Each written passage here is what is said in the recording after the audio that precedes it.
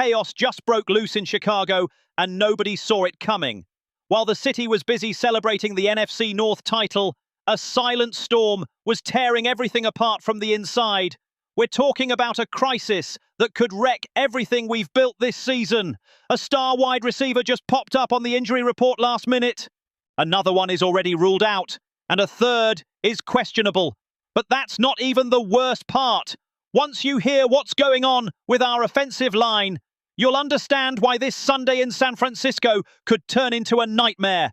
And if you think that's the end of it, wait until I tell you about the comparisons being made to 2018, because that's the kind of news that'll send chills down your spine. Stick around until the end, because this just keeps getting crazier.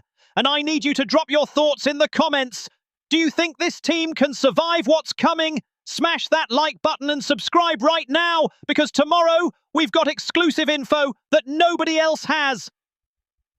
First story, team-wide illness crisis. Look, I don't know if you'll realize just how big this is right now for the Chicago Bears. We're just hours away from facing the San Francisco 49ers in prime time, with the whole country watching, and our roster is dropping like flies from an illness that's sweeping through the locker room.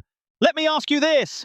After everything we've been through this season, after that epic comeback against Green Bay, after finally winning the NFC North for the first time in years, are we really about to lose it all to a virus? This is a major test for Ben Johnson and the medical staff, because what's happening right now is completely unprecedented. DJ Moore, our #1 receiver, the guy who caught that overtime touchdown against the Packers that sealed the division, was added to the injury report this morning. Olamide Zaccheaus, a key depth piece, is also questionable with the same issue. And Rome Odunze, who was already ruled out with a foot injury, now leaves an even bigger hole in our receiver core. But hold up, it didn't start today. I'm telling you, this thing has been floating around Hallis Hall for days. The first injury report of the week already had Devin Duvernay, DeMarco Jackson, and Nick McLeod listed with illness. On Friday, they added corners Narshawn Wright and Josh Blackwell. And yesterday, Saturday, right when the team was supposed to fly out to San Francisco, Darnell Wright, our Pro Bowl caliber right tackle, couldn't even get on the plane because of it. Do you get what this means? We're talking about players on both sides of the ball in critical positions, getting sick less than 24 hours before the biggest game of the regular season. I think the Bears medical staff is in full-on crisis mode right now, trying to stop this from turning into a full-blown outbreak. And here's what really worries me. How does this affect our prep? These guys didn't get their full practice reps this week. They didn't get the timing down. And now, some of them might have to suit up without being anywhere near 100%. So let me ask you this. Is it fair to expect Caleb Williams to go up against the 49ers defense without his top weapons? Because if DJ Moore and Zaccheaus can't go, we're talking about our rookie quarterback having to rely on Luther Burden III, who just came back from an ankle injury, and JP Richardson, who was literally elevated from the practice squad yesterday. That's what we're rolling into San Francisco with. The 49ers have one of the most physical defenses in the league. Nick Bosa, Fred Warner, Charvarius Ward. Those dudes are going to be hunting Caleb all night. And we're showing up with a depleted receiver room and a right tackle who just landed in town hours before kickoff.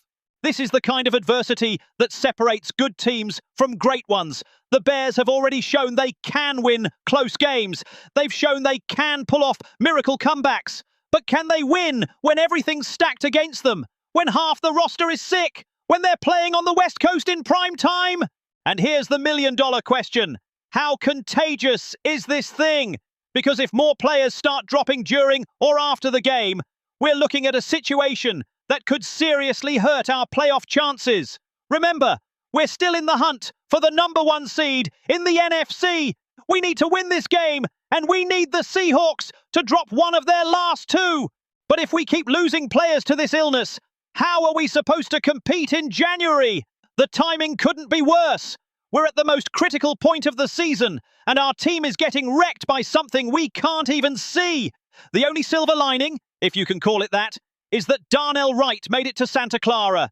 Brad Biggs from the Chicago Tribune reported that Wright is on his way and will be a game-time decision. That's something. But what kind of shape is he in? Can he protect Caleb for 4 full quarters after being sick? And DJ Moore and Zacchaeus are listed as questionable, which means there's a chance they play. But questionable doesn't mean healthy.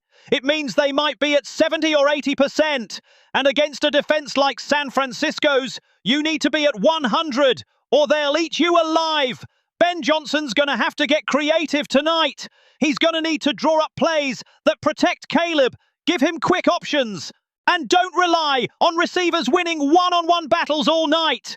Expect more tight end sets, more runs, more screens. Because if we try to play the same game we've been playing all year with this beat-up roster, the 49ers are going to tear us apart. And you know what's the most frustrating part? We were playing our best football of the year. Caleb Williams was on fire. The offense was clicking. The defense was dominating. And now, just when everything was falling into place, an illness threatens to derail it all. So let me ask you this. Can the Bears overcome this adversity and win in San Francisco tonight? Because I think this game is going to define the character of this team more than any other game this season. Second story, the Matt Nagy curse and 2018 comparisons. If that wasn't enough to rattle you, wait till you hear this. Because what's coming next should have every Bears fan on edge. People are starting to compare this season to 2018, and I'm telling you right now, those comparisons are giving me chills, and not the good kind. Let's rewind for a second. 2018. The Bears had just hired a young, offensive-minded coordinator as head coach. Matt Nagy came in with energy, fresh ideas, and a system that was supposed to revolutionize Chicago. We had a second-year quarterback in Mitch Trubisky. We were coming off a last-place finish in the NFC North. And then, like magic, everything changed. The Bears went from worst to first in one season. We won the division. We beat the Packers at Field in a huge late-season game. Nagy won AP Coach of the Year. Everything looked perfect. It felt like, finally, Chicago had figured it out. And then what happened? 3 straight losing seasons. Sustained mediocrity. Nagy got fired, Trubisky was gone, and that 2018 division title got buried under years of disappointment. Now fast forward to 2025. Ben Johnson, another young, offensive-minded coordinator, is our new head coach. Caleb Williams, our second-year quarterback. We were dead, last in the NFC North for 3 straight years. And guess what? We went from worst to first again. We won the division. We beat the Packers at Soldier Field with an epic comeback. And now, folks like Michael Strahan are saying Johnson should win Coach of the Year. You see the pattern? Because I do. And it's scary. The similarities between 2018 and 2025 are so spot on. It feels like we're watching the same movie all over again. And if you know how that movie ends, you know it's not pretty. So let me ask you this. Are we doomed to repeat the past? Or is this time different? Because I believe there are real reasons to think Ben Johnson isn't Matt Nagy, and Caleb Williams, sure as hell, isn't Mitch Trubisky. Let's talk quarterbacks. Trubisky had a solid 2018, no doubt, but there were always questions about whether he was the guy. He was inconsistent. He'd disappear in big games. And when Nagy's system stopped working, Trubisky couldn't rise above it. Caleb Williams is built different. This kid's got generational talent. His ability to make plays off script is something Trubisky never had. His arm, his field vision, his ability to read defenses. It's all on another level. And most importantly, Williams is getting better every week. He's not plateauing. He's evolving. But here's the issue. Nagy's success in 2018 made the organization complacent. They thought they had it all figured out. They didn't make the right adjustments. They didn't invest in the O-line. They didn't develop Trubisky. And when defenses caught up to Nagy's scheme, we had no plan B. So, is that going to happen with Johnson? Because I'm telling you, winning Coach of the Year can be a curse. It creates impossible expectations. It makes people think everything's perfect when there's still work to do. And Johnson's not the only one in the running. Liam Cohen's killing it in Jacksonville. Mike Vrabel's got the Patriots looking like Super Bowl contenders in year 2. Shanahan, Peyton, DeMeco Ryans, they all have legit cases. If Johnson wins, great. He deserves it. But let me ask you this. Would you rather win Coach of the Year or the Super Bowl? Because historically, those two don't go hand in hand. And after what happened in 2018, I think Bears fans would take a ring over a trophy any day. Pete Martunik from SI Bears said it best. If 2025 ends up looking like 2018, Bears fans are going to walk out of wildcard weekend heartbroken. And he's right. In 2018, we lost in the first round to the Eagles on the infamous double doink by Cody Parkey. That moment scarred the whole city. Are we ready for another moment like that? Can this team break the cycle and make a real playoff run?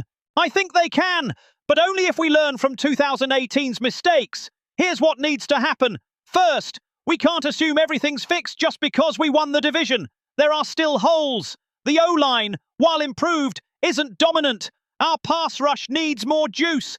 And our depth, especially now with this illness, is a concern. Second, we've got to keep developing Caleb Williams. Don't let him stagnate like Trubisky. Johnson needs to keep challenging him, expanding the playbook, putting him in spots to grow. Third, and this is key, we need to win in the playoffs. Regular season wins don't mean squat if we can't back it up in January. The Bears haven't won a playoff game since 2010. That's 15 years of coming up short. That drought has to end this year. Michael Strahan said it on Fox. To take Chicago from worst to first, he's changed everything. Literally everything. And he's right. Johnson has changed the culture, the mindset, the way this team plays. But the job's not done until we win when it matters most. And here's my biggest fear. What if we lose tonight to the 49ers? What if this illness costs us the game? What if we go into the playoffs as the 3 or 4 seed instead of the 1 or 2? Because if that happens, the 2018 comparisons are going to explode. The pressure's going to skyrocket. And the ghost of Matt Nagy is going to start hovering over Ben Johnson. I think Johnson's smart enough to get it. That's why he made that joke after beating the Eagles on Black Friday, ripping his shirt off so the whole city could get free hot dogs. He knows how to keep things light, keep the team loose, not let the weight of expectations crush them. But he also needs to keep them locked in. Because the difference between being remembered as Matt Nagy 2.0 and being remembered as the coach who finally brought the Bears back to glory is winning in January and February. That's it. That's the only metric that matters. So let me ask you, do you believe Ben Johnson can break the 2018 curse and take this team further than Nagy ever could? Because I think he's got the tools, the talent, and the quarterback. Now he just needs to prove it when the lights are brightest. Third story, the race for the number 1 seed. Now here's where things get really wild, and this is what makes tonight's game even more critical than you thought. Because we're not just playing to keep momentum, we're not just playing to prove we can win on the road against a top-tier team. We're playing for a shot at locking down the number 1 seed in the NFC and earning a first-round bye in the playoffs. Let me ask you this. After everything this team has been through, after years of mediocrity, after being the laughingstock of the division, do we really have a legit shot at finishing with the best record in the entire conference? I think we do, but the window is tight and everything has to go just right. Here's the situation. The Seattle Seahawks currently hold the number 1 seed. The 49ers and Rams are right behind them. If the Bears win tonight in San Francisco, we lock up the number 2 seed over the Eagles. That alone is huge. That means we'd be playing playoff games at Soldier Field, where we've been nearly unbeatable this season. But the number 1 seed, that's a whole different level. That means no wild card weekend. That means an extra week of rest. That means every playoff game comes through Chicago. And for a team like the Bears, with a young quarterback and a first-year head coach, that extra rest could be the difference between a Super Bowl run and an early exit. So how do we get it? Simple in theory, tough in practice. We need to win our last 2 games, including tonight against the 49ers, and we need the Seahawks to lose one of their final 2. Seattle plays the Panthers and the 49ers. Both are winnable, but both are games where they could slip up. Here's the problem. We're trying to chase the number 1 seed with half our roster sick. We're trying to win in San Francisco, one of the toughest places to play in the entire NFL, potentially without our top receiver, without our right tackle at full strength, and without key defensive players. Do you get what I'm saying? This isn't just hard. This is borderline impossible. And yet, here we are, with a real shot to pull it off. I think if the Bears can win tonight under these circumstances, it would be the most impressive win of the season. More impressive than beating the Eagles on Black Friday. More impressive than the comeback against the Packers. Because this would be a win that proves this team can win anyway, anywhere, against anyone. And let's talk about what it means to play in San Francisco. The 49ers have been one of the most consistent teams in the NFC over the past few years. Kyle Shanahan is one of the best offensive minds in the game. Their defense is physical, fast, and disciplined. And playing at Levi's Stadium in prime time is intimidating for any visiting team. But the Bears have something San Francisco doesn't right now: momentum. We're coming off huge wins. We're making plays that defy logic. We're showing we don't quit, no matter the score. That kind of confidence is priceless this time of year.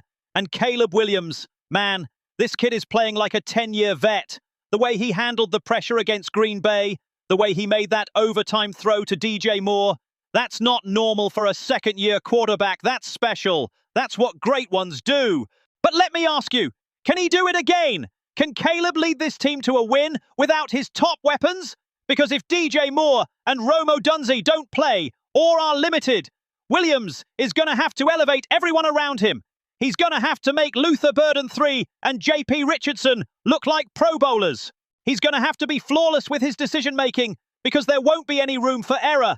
And the offensive line is going to be huge. If Darnell Wright can't go or isn't 100%, we're going to have to adjust our protection.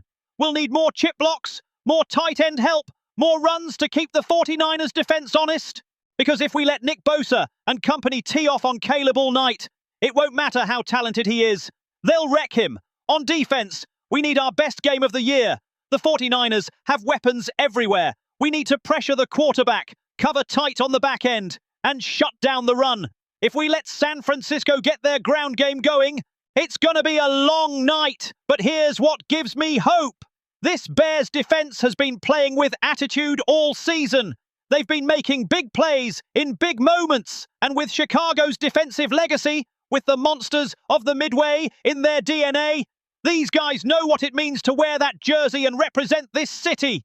I think if the defense can hold the 49ers under 20 points, we've got a real shot. Because even with a depleted receiver group, Caleb Williams can find ways to put points on the board. But we need the defense to keep us in it. And here's the million-dollar question. What happens if we win? What happens if we lock up the number 2 seed tonight and then grab the number 1 next week? Because I'm telling you, if that happens, the Bears instantly become one of the favorites to win the Super Bowl. Think about it. A first-round bye means we hit the playoffs fresh and healthy. It means all these sick players get 2 full weeks to recover. It means Ben Johnson gets extra time to cook up the perfect game plan. And it means every playoff game is at Soldier Field, where our fans are the 12th man.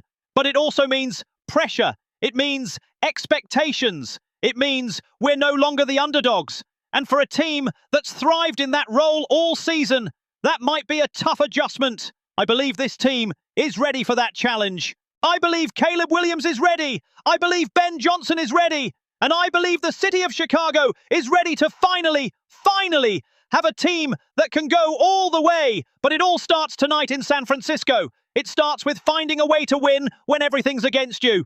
It starts with proving that this team is different from every Bears team that came before. So let me ask you one last time. Can the Bears win tonight and take the first step toward the number 1 seed? Because I believe they can. But it's going to take the best effort from everyone on that roster. It's going to take sick players gutting it out. It's going to take backups stepping up and making plays they're not used to making. And it's going to take Caleb Williams having another magic moment. Another moment that makes us believe this really is our year. Because if there's one thing we've learned this season, it's that when things get tough, Caleb Williams gets better. We just broke down 3 stories that define the most critical moment of the season for the Chicago Bears. A roster-crushing illness hitting just hours before the biggest game of the year. Chilling comparisons to the 2018 season that ended in heartbreak. And a race for the number 1 seed that could completely change our playoff destiny. So let me ask you, do you think the Bears can overcome this illness crisis and win in San Francisco tonight? Drop your thoughts in the comments right now. Do you trust that DJ Moore and Darnell Wright will be able to play? Or do you think we'll have to win this one with a skeleton crew?